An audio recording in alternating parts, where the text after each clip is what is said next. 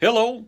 Thank you for joining us today. I'm Pastor Gareth Forney with Grand River Community Church in Leslie, Michigan, where it is our goal to help you take your next steps with God. As we're going through this crisis and pandemic and being isolated in place, how are you doing? Are you adapting to this? It's too often that we can experience mental health issues by feeling abandoned. I know I have a friend who is very outgoing and socially active and kind of driving her nuts right now. Being alone, not being able to engage out in there.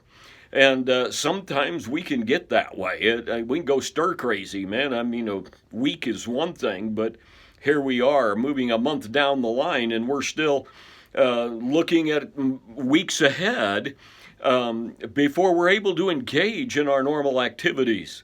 We see the economy suffering. We see all of this going on. Where is the end going to be? We wrestle with a lot of issues during this time. Sometimes as we feel abandoned, we need to remind ourselves of the words of Jesus. He is never going to leave us nor forsake us. He is our ever-present help in time of trouble. And we need to look at that. I want to encourage you to get into the Word and into prayer in these days. But know this, even though you do not feel the presence of God, He is with you. You may feel abandoned, but our feelings are not good judges of how God looks upon us. The Bible tells us we walk by faith, not by sight. And sometimes our faith gets tested. It says that our faith is tested in the crucible of fire to prove genuine. And certainly this is a trial by fire where our faith is being tested. But I want to remind you today that God is with you. You can look to Him in these times. He is our ever-present help in times of trouble. But I want to go today to a passage in the Old Testament and the principle we find throughout the New Testament.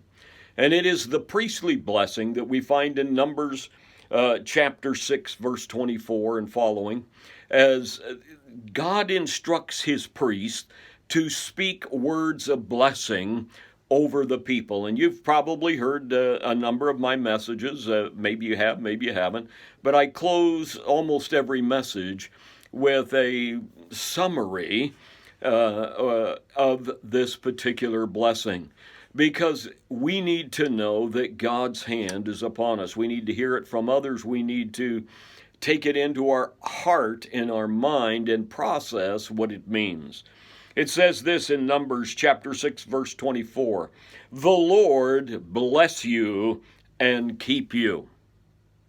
And I pray that the Lord will bless you during this season and keep you in perfect peace as your mind is stayed upon Him. Let your mind be firm upon and focused on the Lord in these hours. The Lord make His face to shine upon you and be gracious to you. I pray that He will make His face. He is looking at you, and He's looking at you with favor and with life, and He is gracious to you. He's not got your hurt in mind here. He is wanting to benefit you and to help you to grow in grace, in character, in life. And so in these hours, and the Lord turn His face towards you and give you peace. During these hours, we need the peace of God that passes understanding to fill our heart and mind. So again, I read these words to you. Take them to heart and let God bless you today. The Lord bless you and keep you. The Lord make His face to shine upon you and be gracious to you. The Lord turn His face towards you and give you peace. God bless you today. Thank you for watching.